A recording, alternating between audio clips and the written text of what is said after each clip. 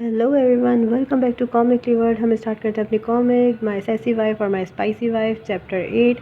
Let's get started. ये हम देखते हैं कि जैंग जिंग अपनी आंट के साथ बैठी हुई होती है और बातें कर रहे थे। इतने में जैंग जिंगर जो है खुशी खुशी वहाँ पे घर आती है। तो उसकी आंट उसको बोलती है, जिंगर तुम घर आ गई, तुम इतनी देर से घर क्यों आई? तो जिंगी पीछे से बोलती है कि वो इसको देखो जी, यकीनन कहीं तफरी करने गई होगी। तो जैंग जिंगर उसको जवाब देती है कि हाँ, लगता है कि तुम्हें बहुत तजर्बा है तफरियाँ करने का। ये सुन के जिंगी को गुस्सा आ जाता है तो चिल्ला के बोलती है, आंटी देखें किस तरीके से बात कर रही है। तो उसकी आंट बोलती है उसको कि तुम इसकी वजह से खुद को परेशान मत करो, बस यूँ समझो कि ये बकवास कर रही है और सब ठीक हो जाएगा। जैंग सिंगर इतने में पीछे से बोलती है, मिस चैन क्या आप हमेशा बदतमीजी पे ही कदम रखती हैं? तो उसको बोलती है तुम। फिर सिंगर बोलती है, मैं क्या मैंने कुछ गलत कहा? फिर उसकी आंट सोचती है कि ये बिच मुझे जैंग फैमिली में शादी करके आए हुए 15 साल हो गए और इसकी हिम्मत की अभी भी मुझे मिस चैन बोल के बोला है। वो ये सोच रही होती है कि इतने में वहाँ एक लड़का आता है। वो बोलता है, मॉम आपको इस बिच के बारे लिए परेशान होने की ज़रूरत नहीं है, बल्कि मैं इसको सबक सिखाता हूँ। उस लड़के का नाम जैंग जिंग होता है, जैंग फैमिली का बड़ा बेटा, और वो ग्रैंड माँ जैंग का जो है फेवरेट ग्रैंड चाइल्ड भी होता है। वो बोलता है कि मैं इसको बताऊँगा कि यहाँ जैंग फैमिली में किसका हुक्म चलता है।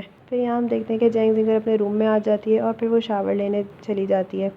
वो जब शावर लेने जाती है तो वो अपनी बैंडेज को देख रही होती है। बैंडेज को देख के बोलती है कि ये उसने अपने हाथों से मेरे लिए बैंडेज किया था। और फिर वो अपना वो टाइम याद करती है जब ज़ियाओ टेंगी उसके बैंडेज कर रहा होता है, जो हमने पिछले एपिसोड में देखा था कि वो साइकिल से गिरी थी तो और ज़ियाओ टेंगी के पीछे पड़ गई थी। तो उस टाइम को याद कर रही होती कि उसने किस तरीके से नाइसली तरीके से उसने उसके बैंडेज किया। फिर वो अपना पैर ऊपर कर लेती है ताकि बैंडेज ख़राब नहीं। बोलती है कि सिंपल स्क्रब से काम चल जाएगा। वो अपने ही धुन में गुम होती है कि उसको पता नहीं चलता पीछे से उसके वॉशरूम का दरवाज़ा थोड़ा सा खुलता है और जो है कोई एक शॉपर उसमें से फेंक देता है दरवाज़ा खोल के। उस शॉपर के अंदर जो है स्नेक होता है। तो जैसे ही बाहर स्नेक बाहर आ जाता है उसको पता भी नहीं चलता जैंग जिंगर को। फिर वो जैसे ही अपना बात ख़त्म करके बाहर टब से बाहर निकलती है तो अपना हेयर ड्राई कर रही होती है वो टॉवल से, और वो स्नेक उसके पास आ जाता है। तो जैसे ही वो पीछे मुड़ के देखती है वो स्नेक जो है उसके पास खड़ा होता है पैरों के पास, और वो ज़ोर से चिल्लाती है कि यहाँ पे सांप है।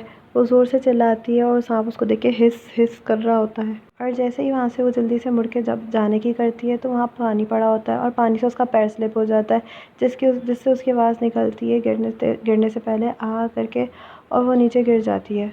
तो जब वो नीचे गिरती है तो बैंग करके आवाज़ आती है उसके गिरने की, जिसकी वजह से जो है नीचे एक खड़ी मेड उसकी मेड खड़ी होती है और वो जल्दी से भागते भागते ऊपर आती हैं उसकी गिरने की आवाज़ सुनकर। वो जल्दी से ऊपर आती हैं और ऊपर आके दरवाज़ा खोल कर देखती हैं तो वो जो है चिल्ला के बोलती हैं, फोर्थ लेडी। तो उसको देखती है कि वो नीचे गिरी होती है और उसका गिरने की वजह से उसका सर फट जाता है, जिसकी वजह से वो बेहोश हो जाती है। फिर उसके बाद यहाँ हमें हॉस्पिटल का सीन दिखाते हैं कि जहाँ पे उसकी आँख खुलती है तो वो ड्रिप्स दे लगी हुई होती हैं उसको। वो आँख खोल के देखती है तो बोलती है कौन सी जगह है। और वहीं पे एक लड़की खड़ी होती है जो कि बोलती है कि this is great ginger, finally तुम उठ गई। फिर जैंग जिंगर उस लड़की का नाम लेती है, उसका नाम सूसू होता है। बोलती है सूसू, जो कि सूसू जो है जैंग जिंगर की बेस्ट फ्रेंड होती है। और यहीं पे हमारा चैप्टर 8 एंड हो जाता है। हम मिलते हैं नेक्स्ट चैप्टर में, तब तक के लिए बाय बाय।